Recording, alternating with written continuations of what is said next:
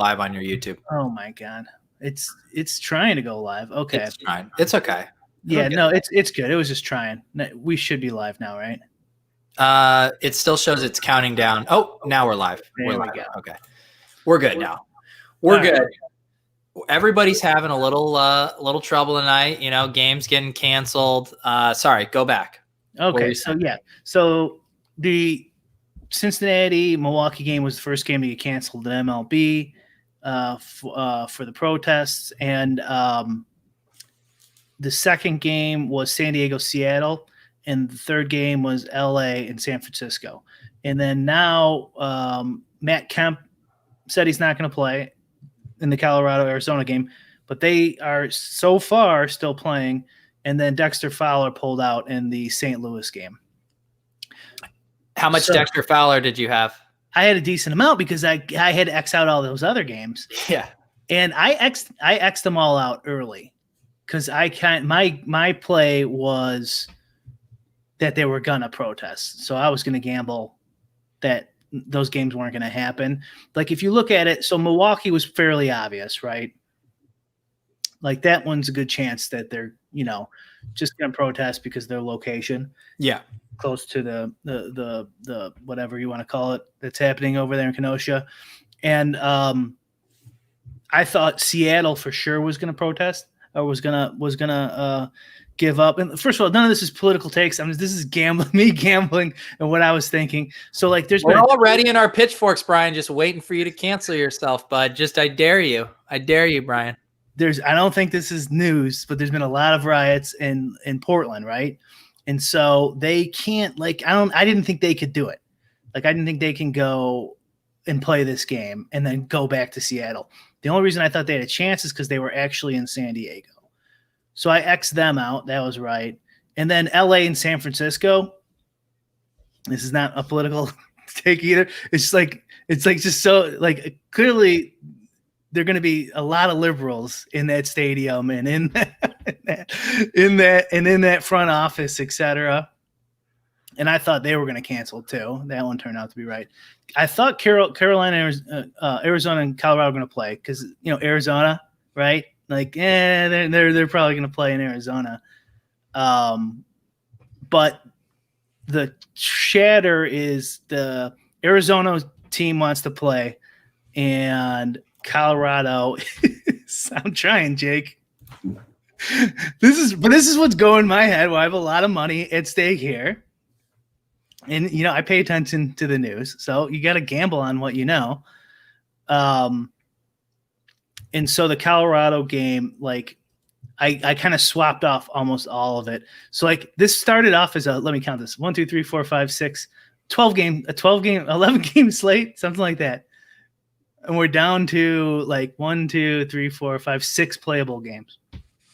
This tonight feels, you said we were DMing before and he said tonight feels crazy. I just see a tweet about this hurricane, that's supposed to hit the Gulf of Mexico right now, New Orleans and them. And it's it feels like that night that our very first night podcasting, the Rudy Gobert night, where it's just so much going on, so much chaos. This is arguably crazier. Now, obviously the pandemic's probably bigger, but you never know where this can go. Not to get pessimistic, but who knows? Maybe they cancel the rest of the NBA season is what a lot of people are saying. Well, when you think about it too, one of the holdups when they were, trying to spin up the bubble plan is, there were people like Kyrie and some of those players who didn't want to play as a protest. And then ultimately they decided, this is one of the better ways to, make our voices heard and get down there. And then, things petered out a little bit as far as, kind of the, intensity of the movement. And now this obviously resparks it. And it really wonders are they going to now use this platform as a chance to make a big stand? And to your point, I could definitely see this having a big domino effect on how this goes down. Well, if they are going to make a stand, what more can they do than they have already done? Yeah. Right. With the people not playing, the jerseys, the only other stand is not play at all. Yeah. And these guys, they want to play, they love basketball. It's so sad. And it's unfortunate. We'll go ahead. If they wouldn't get shamed, honestly, and again, I'm not trying to be political here, but like if their teammates wouldn't shame them, so like that, I guarantee a lot of them would play. Yeah. Like if you could just somehow get rid of that.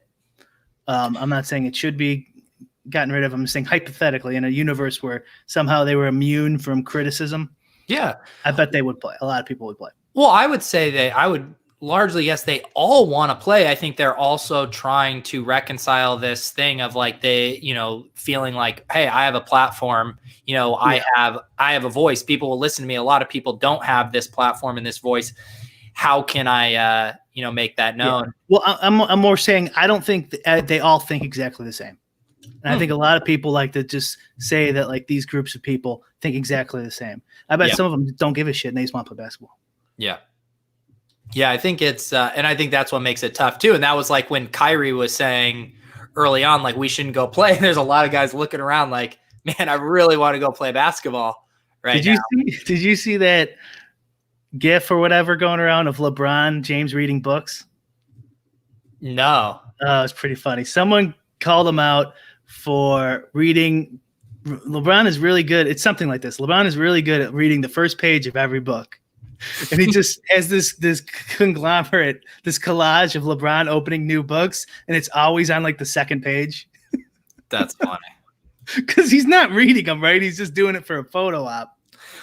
So like today when the Lakers game wasn't canceled yet earlier, and I'm like, there's no way LeBron can play. He's not fucking playing. That's like when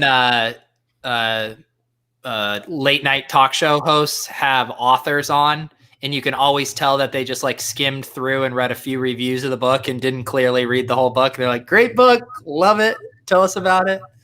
He wants that photo op of book X. Please take this with me reading it. I'm not going to read it, but just please take the picture. There you go. Okay, so has DraftKings already announced they're refunding the NBA slate? Yes. Okay.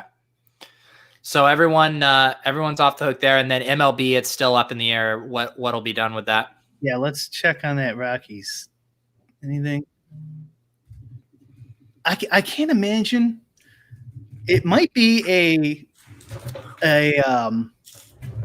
payout and refund like they did with the Gobert game, which I think I don't remember. I think Alex won that fucking night too. I think even though half the games were canceled, he somehow faded him and took down like 200K, and then everyone else got refunded. So it's like a true free roll where yeah.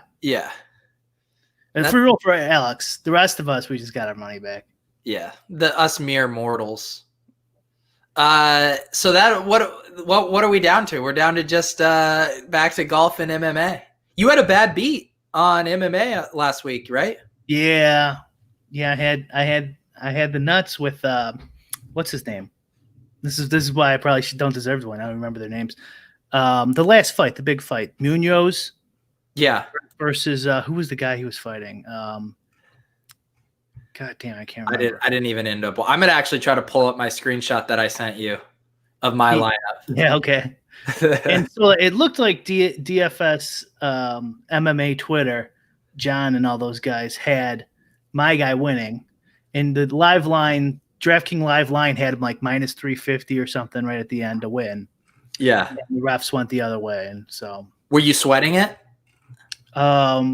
I was sweating it on my phone and like looking at. No, I did. Yeah, I did watch that one. I wasn't convinced, but like I was pessimistic. I'm like, he's not dominating him. This is too close to call. I don't like this. Yeah. So that's 3 out of like 5 weeks. 3 out of 5 weeks, or maybe 6 weeks, where I had the nuts going in that last fight. All 3 times went the other way. Well, let me show you what the not nuts look like here. Let me get my screen share going. So I had made, I'd played my typical stuff, my, 20 max, 3 max, but I did have one ticket hanging around for something in the big one. So, I was getting my super contrarian lineup to enter into the big one. So, I had a chance at the top prize. And this is what I did. I came up with an 0 of 6 lineup in MMA. I didn't even think this was possible to do. I mean, we talk about golf. We got our buddy Steve Buzzard who talks about the 6 of 6 getting through. How hard is it, Brian, to go 0 for 6 in an MMA lineup? I could actually I could do that for you if I had my stuff up, but yeah, you just multiply their winning percentages times each other, and then there you go. It's their losing percentages, I should say. Oh my God. It's pretty tough. Yeah, I saw that. I was like, normally, this seems very tough to pull off. But so I did it. Just the first 2 fighters, if they were 50-50, there's 25% chance they both lose. Right? So right there. And then it just goes down from there that you're going to do this. Yeah. I don't know how it happened. That was in the big one too, right? Yeah. Yeah, I just had one in the big one. And me, I'm scrolling, I'm trying to get lower in combined ownership, go even lower and lower. I didn't have a lot of Dobson since she was so low owned. Yeah, who knows what I did with this one. He, I think. Or was it? I can't remember. I can't remember. MMA has been the sport I've been doing the best in, although Saturday was just a disaster for me. That's weird. That's weird because usually me and you have pretty similar exposures. Yeah, I was looking at this one. I was like, yeah, this doesn't look too similar. Well, I'm trying to take first by myself, so you know what I'm doing. I'm trying to take last by myself, Brad. Yeah, well done. What is that position? It's got to be close to it. Oh, I looked. Yeah, so this was 30th. 30 out of 114. It was, I had looked, I think there was like 32,000. Like I was close. I was really close. I assume like a bunch of those were people who had like fighters who had been scratched or whatever.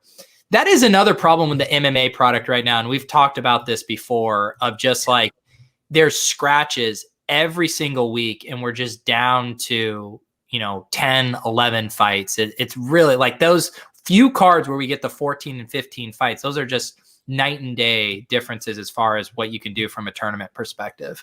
Yeah. It was, I mean, I was surprised that I think I had 3 guys duping with me for first, and it was a super contrarian lineup. So yeah. It was, I don't know if there was any solo.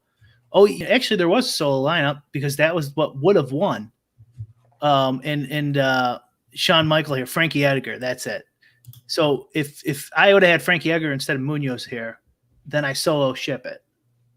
Wow. And I'm kind of surprised I didn't have one of those combos. What was the top prize in that one? I can't remember. 100, 150. Yeah. Like that. What was I going to say? Oh, how did you do in golf last week? The DJ romp. I lost a little bit, which was not that bad for having a lot of Ryan Moore.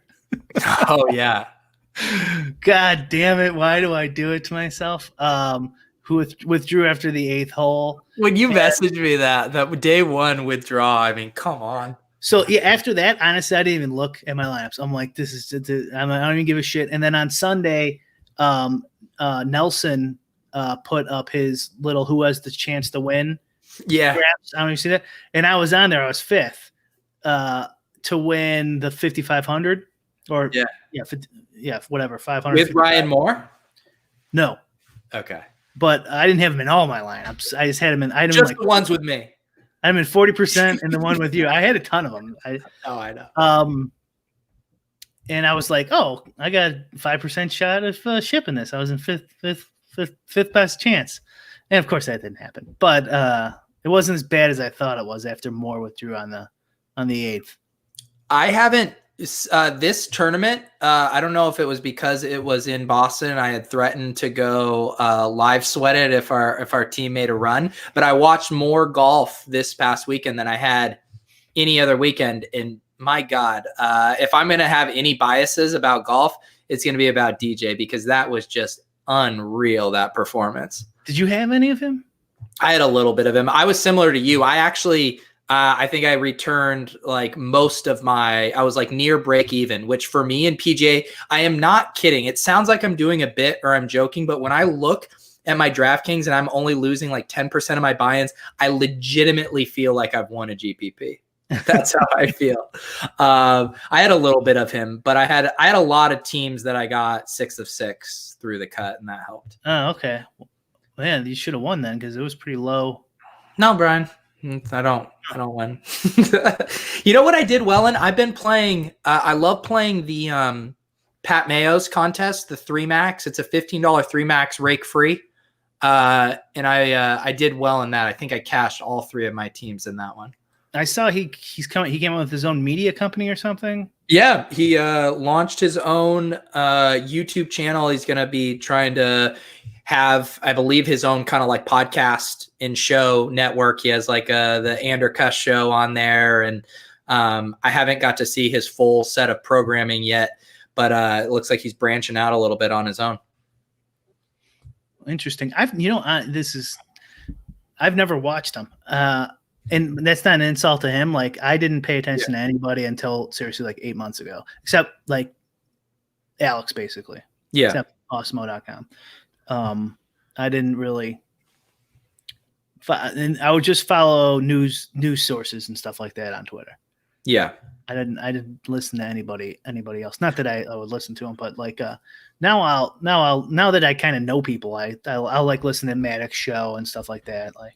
Yeah, I mean, Pat he's just so insanely talented as a broadcaster, and his kind of ability to do shows on every sport just round the clock, nonstop, and his production values are top notch. Like I personally think he's done so much for kind of like DFS and legitimizing it.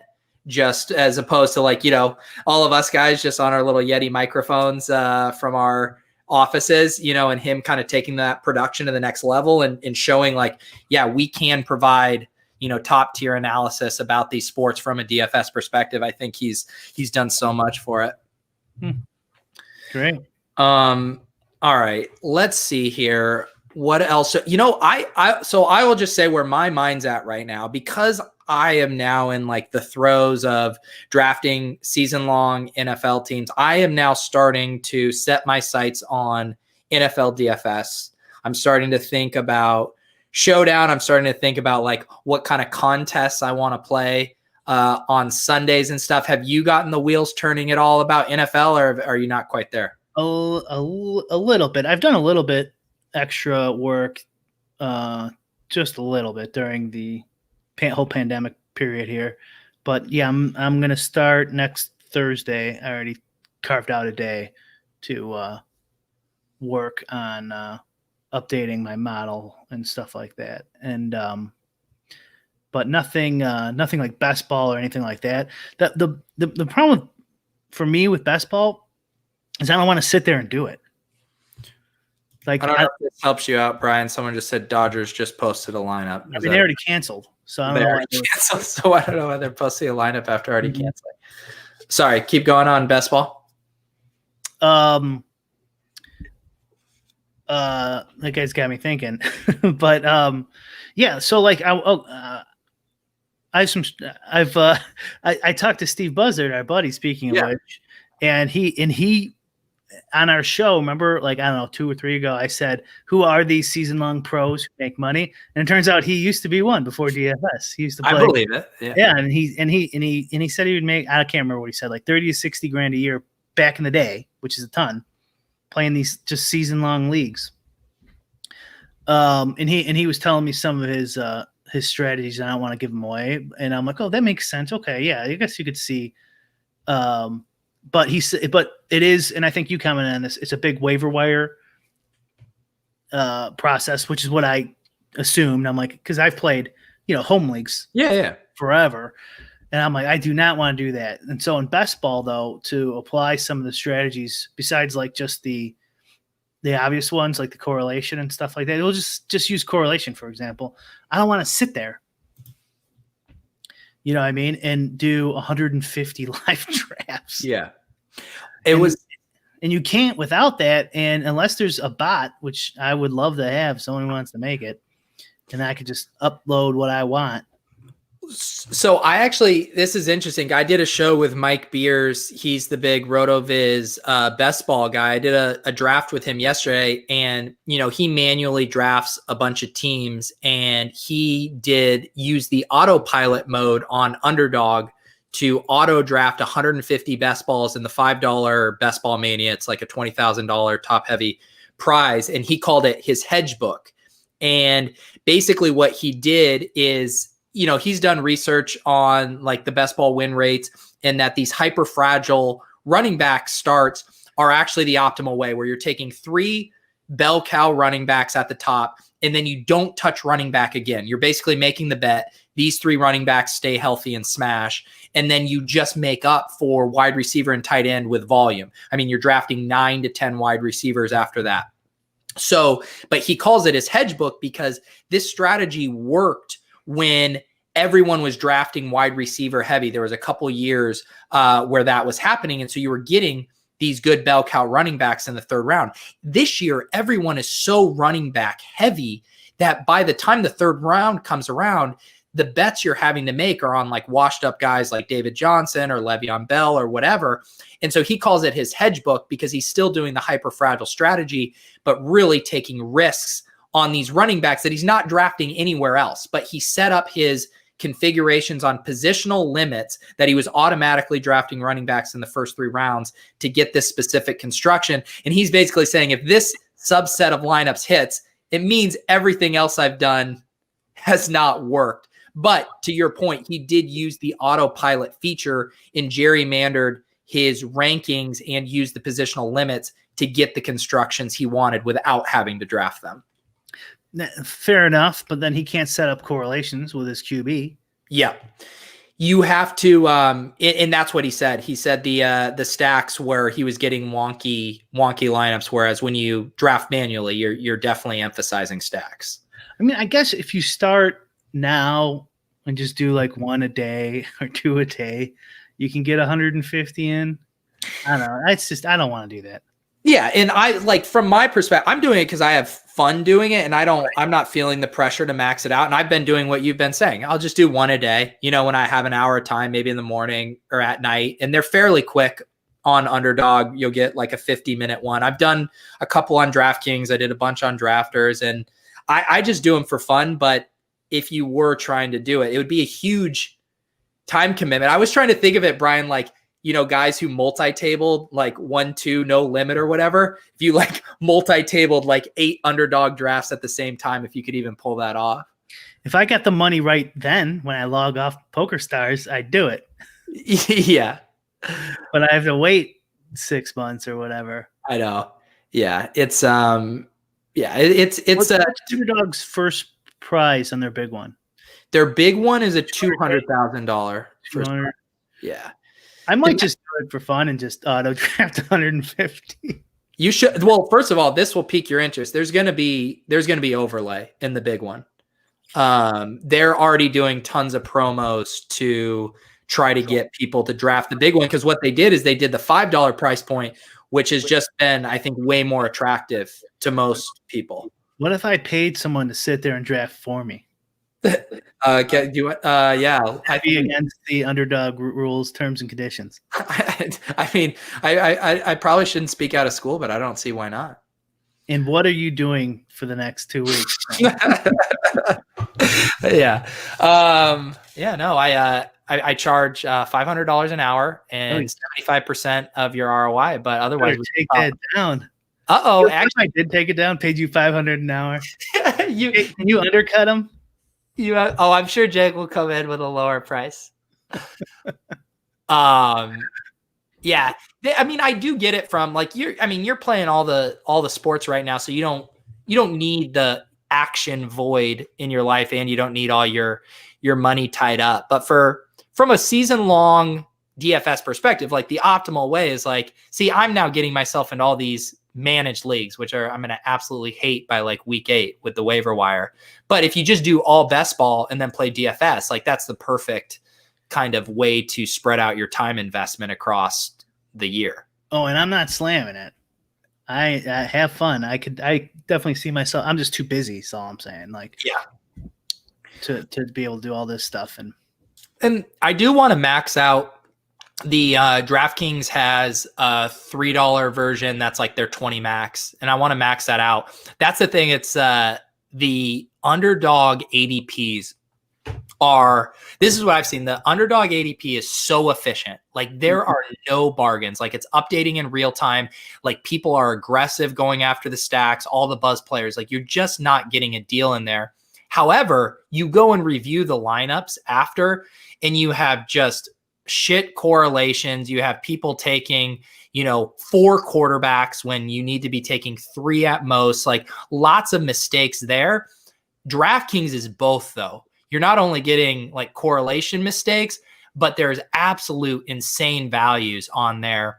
And I think it makes sense in that anyone who's found underdog is like plugged in to kind of like the more niche fantasy community where there's tons of people who already have money on DraftKings, right? Right. Yeah. And I'm sure there's promos and stuff to people that we don't know what they send out promos to random people all the time. Yeah. So yeah, I'm sure it is. It's just funny to hear that it's so efficient.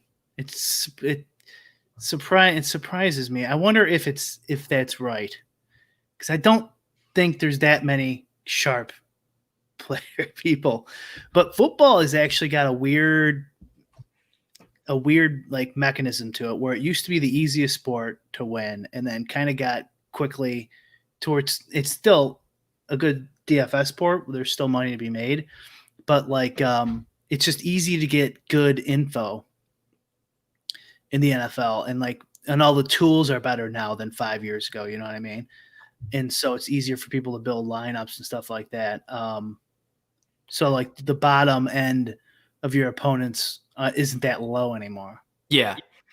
An interesting thing that's happening this year because of COVID, with no preseason, without reporters having as much access to camps, is, and I've actually really enjoyed it. A phenomenon you see is like, we all know it, like the preseason run, just a random example I remember is like Amir Abdullah as a rookie on the Lions just busted off like a 45-yard run in a preseason game against the Chargers. And his ADP jumped like 3 rounds after that preseason game. And that kind of stuff plays out over and over. Whatever guy's getting buzz has the splashy play, like his ADP just jumps 2 to 3 rounds. This year, we don't have that. And so instead, we're having to rely just on what is the prospect profile, what is the projected opportunity in this offense. And people are so much slower to come around if they're not able to see it with their eyes or confirm it from a beat reporter tweet. And it's been awesome. Like a random example, we've been drafting Zach Moss, the running back that the Bills drafted to complement Devin Singletary and fill Frank Gore's shoes. And we've been drafting him in the 10th, 11th round everywhere. He profiles as a pass catcher. He's going to be in like a 50-50 split. It's like a smash pick. And no one was drafting him. Then all of a sudden they get a few beat reports where it's like, wow, Zach Moss is going to be a factor as a pass catcher. And it's like, well, if you looked at his college prospect profile, he caught passes and was really good at it. And so it's like, there was this information advantage this year for the people who were deep into the weeds on it that hasn't really existed before. So I've really enjoyed drafting right now because of the information disadvantage that COVID has kind of presented. I really need to think about it more. Like, I don't know, like, because season long is so random. Like, there's so much variance in it. So, like, obviously, like, you want to draft as efficiently as possible without all the other game theory stuff. But, like, I don't know. It just doesn't seem to me like that a guy is ADP is 9, that matters as much as people probably think it does. I might be totally wrong, talking out of my ass. But I think you're right to an extent. Yeah. But thinking back when I was just talking about with DFS football, it's like, isn't Evan Silva's package like $30 or something like that? And Alex's is like, I don't know, I haven't looked, like $30 or something like that. Like, remember back in the day, like you'd get like your magazine, right? And you'd highlight who you like. The magazine would be a month old. Yeah. Go to your buddy's basement and draft It's wild. Yeah, because that was the dynamic. And then the big thing was like, we'll update our online draft kit. And like now I'm not even using anything. I've just done so many drafts and I see all the information in the reports and I know these guys' prospect profiles that it's like, to your point, the NFL is enough contained that I can actually hold most of those variables in my head for just like season long drafts. But yeah, I mean, the information gap is just almost obliterated. Everyone who cares is on Twitter. Everyone's reading the same beat reports. Like there's no information advantage anymore. At least, have you guys thought about ownership percentages? So the thing about like for best ball ownership percentage is like, you think about it, the top, let's say, I don't know, 80% of the player pool is going to be owned in every single draft, right? But the bottom, say 15 to 20% might not be. And so the only places to get differentiation would be with your last couple picks. Like a good example last year was DJ Chark, the wide receiver that broke out on the Jags. He was a last round best ball pick and he was lower owned than a lot of the field. And so I guess that's where you can actually get unique from just a pure player ownership level.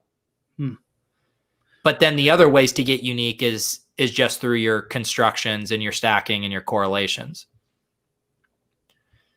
But the thing I've been wrestling with is how much to stack. Like the concept of just a QB to pass catcher, that makes sense. You're betting on the offense. But then I'm always wondering, like, how far do I push it? Like, is it too much to like super stack it where I'm taking the QB, the running back, 2 wide receivers and a tight end? Is that like, well, I saw, oh, go ahead. One of the guys you dig, I listened to him. I think, was it Dinkmeyer maybe, or Leone? One of them was talking about how people weren't stacking enough historically and not double stacking enough. Yeah. And to me, because the best ball I played last year, the FanDuel one, the draft.com one, the big one, I think the most you ever play against is 24 opponents. So at the end, you're in a 12-man league. Oh, at the end, yeah. To the postseason, I think it's 24-man leagues. I could be wrong, but I'm pretty sure I'm right. And it's like I would never double stack in a 24-man DFS game.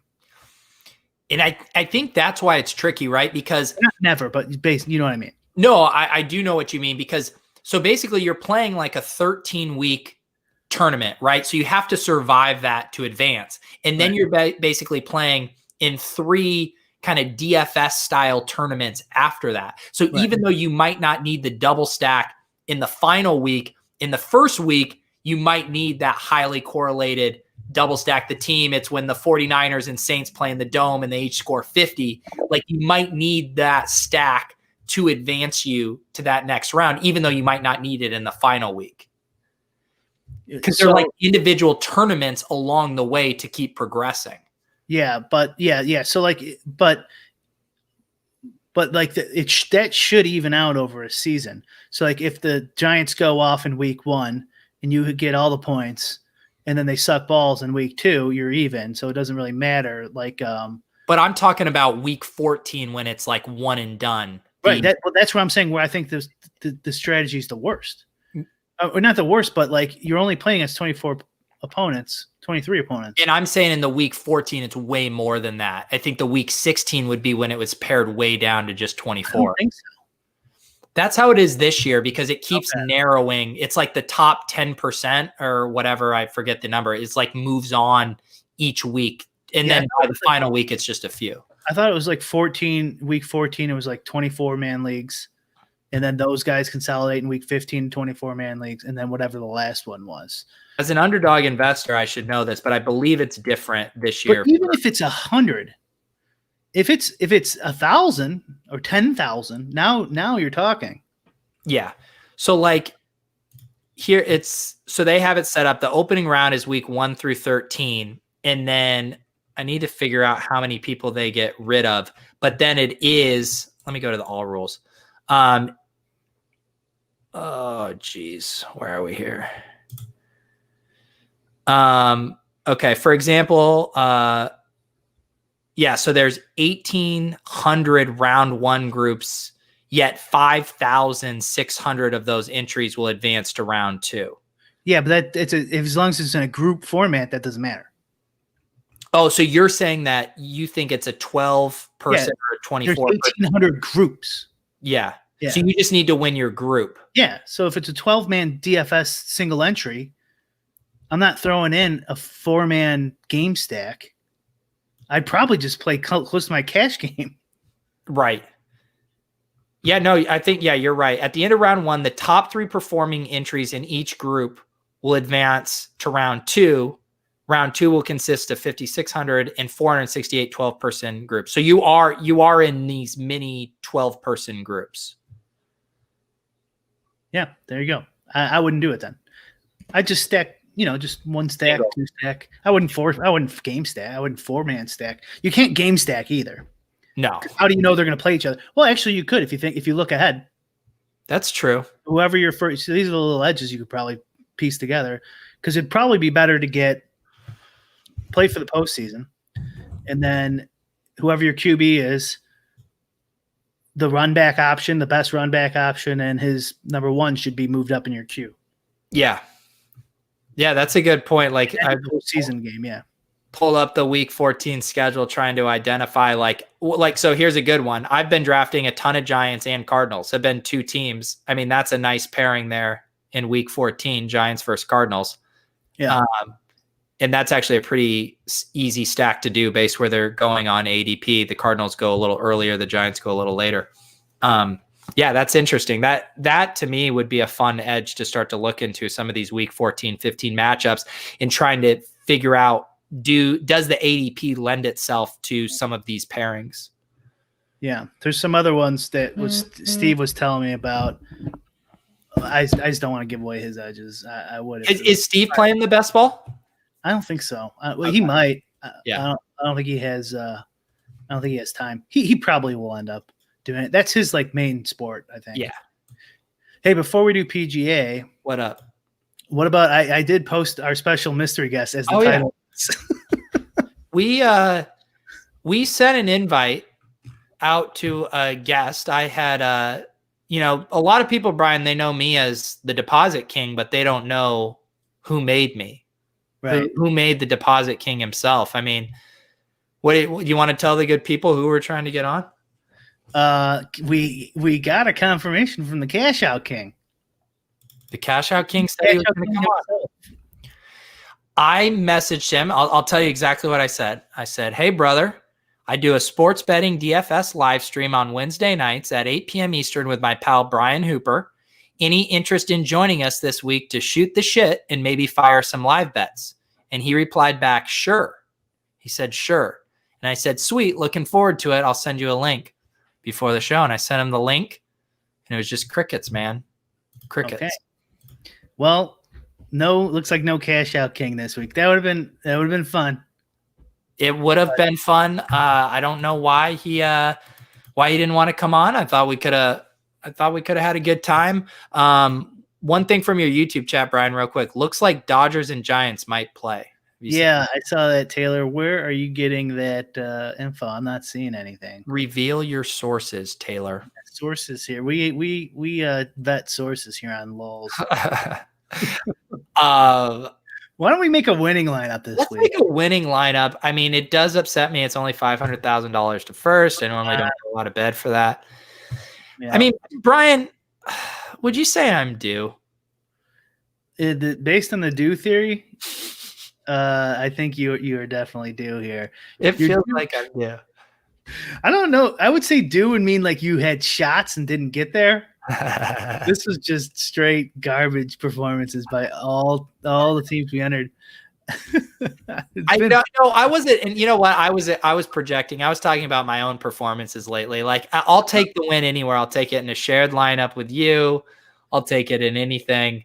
I need a win. It feels so long. I crushed at League of Legends. I had a couple good MMA DFS nights. And then it's just been the proverbial wilderness. Well, the good news I was thinking about this week is it's the playoffs. So it's only the best 70 golfers left. So we kind of can't even make that horrible of a lineup since they're all the best this year. There are still some bad players, but most of them are pretty good. So we won't be able to make anyone just want to absolutely vomit based on our lineup. No barn rat, no options like that. Ryan Moore he's not here. I think we got a chance. Okay. So I was making my lineups earlier. I messaged you. I've gone on my, I have a few little narratives that I can hang my hat on. And one of those narratives is that Rory McIlroy is the best golfer in the world. And he himself is due to win one of these tournaments. Sure enough, I run my lineups and I have a lot of Rory. Tim Andercust has already put his kiss of death on him. Is this the week Rory finally gets off the schneid? Another reason why I didn't sweat my lineups last week, I had like 68% Rory. I remember, I think when we talked, you said like 55%. That even inched up higher. I think I had more than that, yeah. And he just keeps screwing up. And I think he even came out with like a statement saying his heart's not in it right now or something. Speaking of narrative street, I'm over the field in this first little run through I did here on Rory. I have him at 15.3% projected on. That's my guess. Yeah. Oh God. I think I just realized something I messed up when I made my lineups earlier. Well, might have to redo those. I think I had some old ownership percentages and but we will figure that out later. I still trust I will have lots of Rory. Yeah, I was seeing like 14% for him. Yeah, I got 15.3. My ownership's been pretty sharp lately, so I'll take it. Yeah, so I think I guess I'm not too overweight. I have him at like 25% right now. Not my personal ownership, my exposures, I should say. I also, going back to the DJ I have a lot of Dustin Johnson. I'm kind of surprised coming off of that performance. What do you have him at ownership wise? Let's see here. 17.2. Okay. Like what do you think's happening there? I mean, I know he's expensive, but to me it would just be like, when Bryson was crushing earlier, he was having some sky high ownership numbers. Dustin Johnson does a -30 and he's not even cracking 20. Bryson's field wasn't nearly this talented right when he won. And Dustin's broken a lot of hearts this year. He's had some poor performances. Like that was kind of out of nowhere for a lot of people who don't pay attention to golf over the years and know he's a stud. Like me. I just saw the -30 in my home state, not even my home state, the state I live in now, and I was very impressed. If he falls down any stairs or then we should worry. I don't know if you were around for he withdrew from falling downstairs, quote unquote, from one tournament. I think I have heard that one floating around, and I never pieced together the actual origin of that. Yeah. May have more to do with the white powder substance is the rumor. Who do you have projected for the most raw points in this tournament? Okay. John Rahm, I believe. Let me look really quick. Okay. While you look that up, I'm going to circle back on Tyler's question. How many drafts do you do before you think about exposure? How much is too much? The way I think about it is I do like checking my exposures. I'm less worried about it for late round guys. If the guys I'm taking, after round 10, I have a ton of, I don't mind that because it's either going to hit in a big way or not necessarily burn me in a big way. But I do like to mix it up a little in the earlier rounds when I think the guys are similar probability bets. You can probably think about that too, like from a DFS standpoint. And I'm not sure you want to go all in a season-long situation because there's so much risk.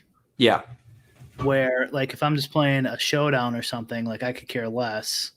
But if I have to get a guy, through 16 weeks without injury or COVID or something like that, I don't know how high I would go, but it definitely wouldn't be 100%. And last year, even with late round picks, I had N'Keal Henry. I had a ton of him. And I lowered that exposure like with my last 50 drafts or something. Like I can't have 80% N'Keal Harry. Yeah. Well, I'll show you right now. As you say, N'Keal Harry, I think I've actually pumped the brakes on him. I have 23% right now. You can see right now my highest owned guy, Laviska Shenault, drafting him in 13th, 14th round. I don't have anyone over 42%. I think my earliest round pick that I have high exposure to is Mark Andrews. I think his ADP is probably the most inefficient thing on Underdog. But yeah, so none of my ownerships are too out of control right now. That seems reasonable to me. Yeah. Those are some garbage players there, buddy. Welcome to season-long fantasy. All right, let's get back to golf. All right. So you seen the YouTube chat before we do that really quick? Lolz, big Lolz tournament tonight? A League of Legends tournament tonight? I didn't know that. Patrick Fisher? It wasn't that big. I think League of Legends dead, buddy. What does Ian says he wants to get you off of Yahoo? What does that mean? He doesn't want me playing on Yahoo. Oh, okay. Yeah. Leave some for the little guys. Yeah. Okay. I'm going to give you the honors. Who do you want to kick things off with? Oh God. Well, let's make a good lineup this week. Okay. We've done a lot of bits on here. Let's try to just make a good one. All right. Let's see here. I'm going to toss off one other name who's my second highest owned guy right now. Matt Kuchar. Okay, let's start with Kuchar. You like that? All right. Yeah. Kuchar seems to perform in these type of situations. How about Hideki bot? Hideki. Let's do it. Yeah, Matsuyama. I'm just scrolling to yeah, I got a little bit of him. 10% action. What do you have him projected for ownership? Hideki bot at 12.1. Okay. Yeah. So I'm about matching the field right now. I mean, do we do Rory? Let's leave it. Let's leave that decision. Let's pick some other guys first. Okay. Before we come back there. Here's another name. What do you think about Paul Casey? Let's skip Paul Casey. Okay. I actually do have a lot of them, but I don't know. We've taken them a bunch of times. What about Bryson? Okay, he's up there in my top 8. I heard this is a bomber's course, Brian. Could you bring up the Oh, sorry. I thought I had that up. Yeah, throw Bryson in there. Let's see what that looks like. Okay. Well, all right, we're it's still doable. Yeah. Okay. Let's take a low owned like a lower. Let's see. I like these cheaper guys. I'm looking at Fratelli, Poston, Munoz, Corey Connors. Let's see here. You got any love for Bubba Watson? I don't really like Bubba Watson. It's fine. He does go off every once in a blue moon, but let's skip him. I would say the gooch is loose, but we're being serious this week. What about Alexander Noren? Yeah, he's all right. What's his salary at? What's his He is 7,900. He's been playing well. I got him at 6.5% own, and I match in the field. Right around him, I have. Where is he? Why don't you just throw him in? Oh, well, how about another guy in this range? I do have a little Kokrak this week too. Yeah. Okay. Who do you like, Noren or Kokrak? Let's do Kokrak. He was on fire last week, and he can run hot. He's kind of our wild card now, I guess, at this point. And then, okay, so the last two we could go cheap, expensive, or two middle of the road guys. Okay. I think it's to you now. I had tossed out Kokrak. Horschel? How much does he cost? He is 8,000. That's right. What we need. What about Poston? Oops. 6,500 bargain bin. Okay, so either one of those two, and then I'll let you decide between those two if you want to go expensive. Well, why don't we put Poston in and see how much salary that looks like, and then that gives you 9,500. Get you up to the Morikawa Day versus the Billy Ho would leave you with another 8. Louis Oosthuizen or Fitzpatrick or Noren. I like. Okay, I kind of like the mid combo. Yeah. Okay. Who do you like of this group here then? I like all of those guys. Me too. Oosthuizen, Fitzpatrick, Noren, Henley. Okay, are we gonna dupe? Probably Kokrak helps us not duping. I think we might be all right. Kokrak, yeah, I had it about 7%. What do you got? I don't know. Let me see.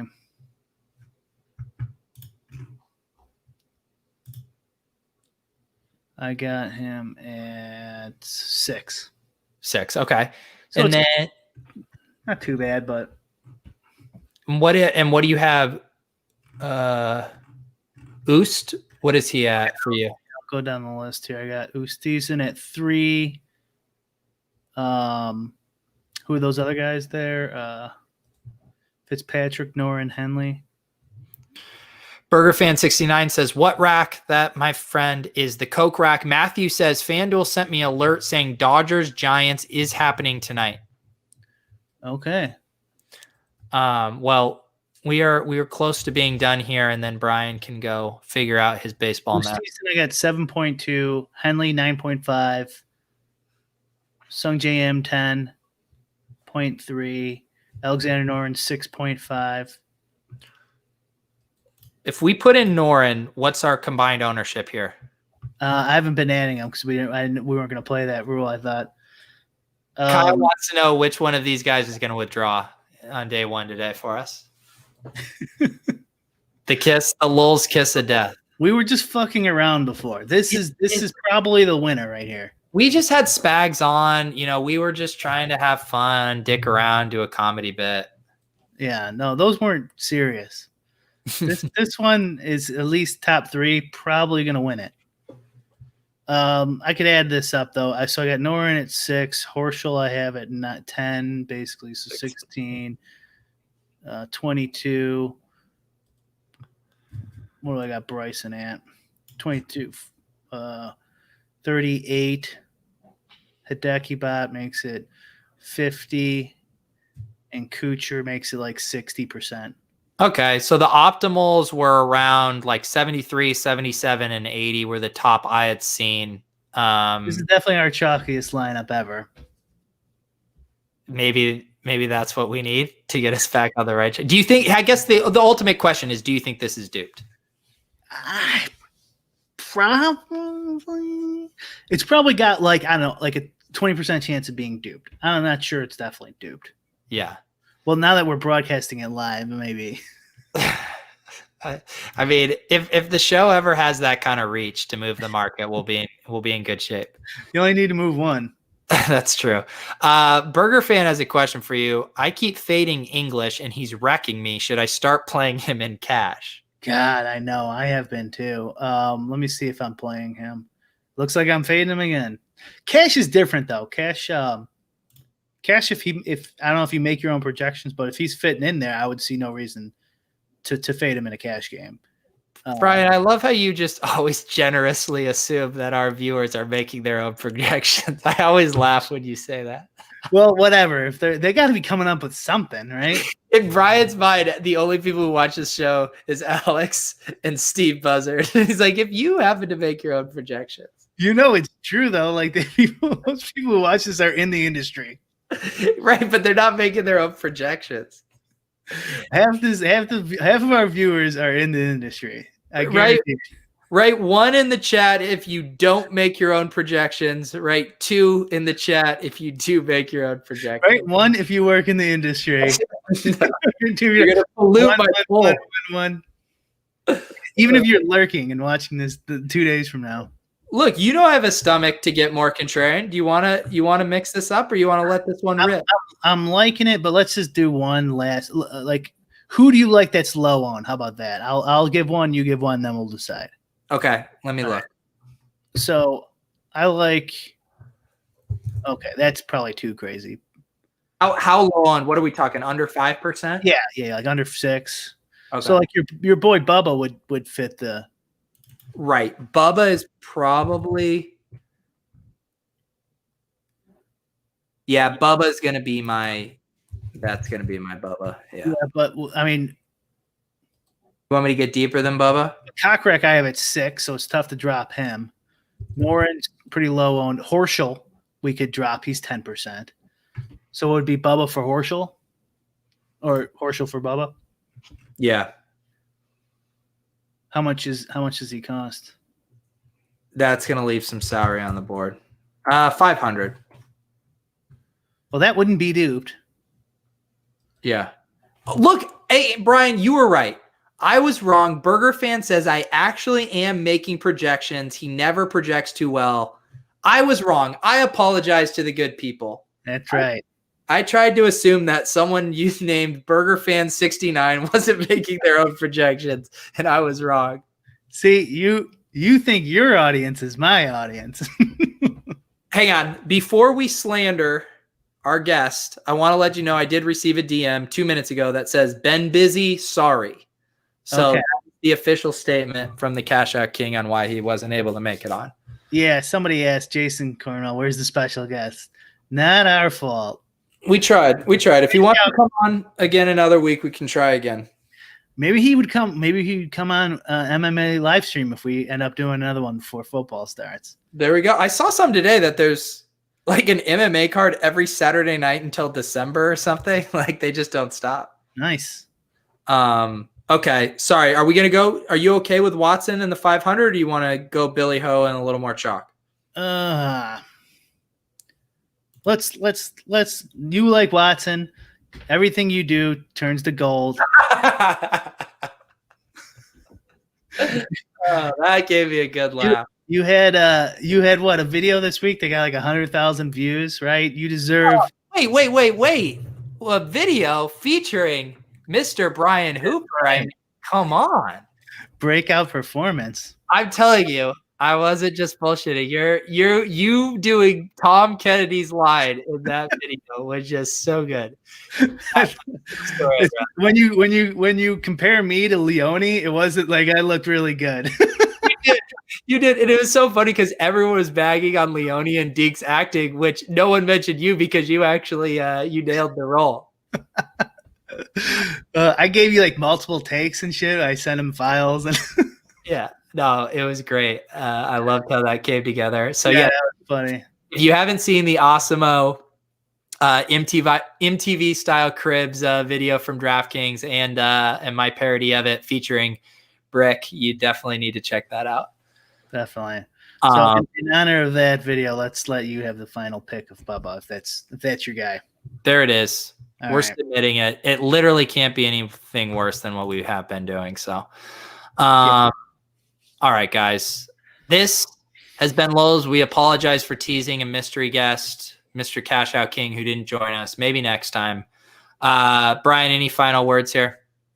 No. Good luck, and check that Dodgers game if you're playing MLB, I guess. There you go. We also have this that we'll post on the iTunes feed. If you guys aren't subscribing to that, definitely check that out.